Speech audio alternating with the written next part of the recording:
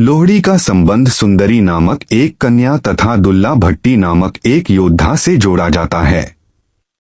इस संबंध में प्रचलित ऐतिहासिक कथा के अनुसार गंजीबार क्षेत्र में एक ब्राह्मण रहता था जिसकी सुंदरी नामक एक कन्या थी जो अपने नाम की भांति बहुत सुंदर थी। वह इतनी रूपवान थी कि उसके रूप, यौवन व सौंदर्य की चर्चा गली-गली में होने लगी थी। धीरे धीरे उसकी सुंदरता के चर्चे उड़ते उड़ते गंजीबार के राजा तक पहुंचे। राजा उसकी सुंदरता का बखान सुनकर सुंदरी पर मोहित हो गया और उसने सुंदरी को अपने हरम की शोभा बनाने का निश्चय किया। गंजीबार के राजा ने सुंदरी के पिता को संदेश भेजा कि वह अपनी बेटी को उसके हरम में भेज दे, इसके बदले में उसे धन दौलत से लाद दिया जाएगा। उसने उस ब्राह्मण को अपनी बेटी को उसके हरम में भेजने के लिए अनेक तरह के प्रलोभन दिए। राजा का संदेश मिलने पर बेचारा ब्राह्मण घबरा गया।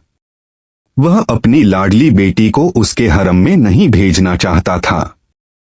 जब उसे कुछ नहीं सूझा तो उसे जंगल में रहने वाले राजपूत योद्धा दुल्ला भट्टी का ख्याल आया, जो एक कुख्यात डाकू बन चुका था, लेकिन गरीबों व शोषितों की मदद करने के कारण लोगों के दिलों में उसके प्रति अपार श्रद्धा थी। ब्राह्मण उसी रात दुल्ला भट्टी के पास पहुंचा और उसे विस्तार से सारी बात बताई। दुल्ला भट्टी ने ब्राह्मण की व्यथा सुन उसे सांत्वना दी और रात को खुद एक सुयोग्य ब्राह्मण लड़के की खोज में निकल पड़ा। दुल्ला भट्टी ने उसी रात एक योग्य ब्राह्मण लड़के को तलाश कर सुंदरी को अपनी ही बेटी मानकर अग्नि को साक्षी मानते हुए उसका कन्यादान अपने हाथों से किया और ब्राह्मण युवक के साथ सुंदरी का रात में ही विवाह कर दिया।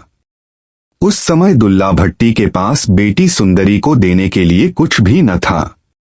अत उसने तिल व शक्कर देकर ही ब्राह्मण युवक के हाथ में सुंदरी का हाथ थमाकर सुंदरी को उसकी ससुराल विदा किया।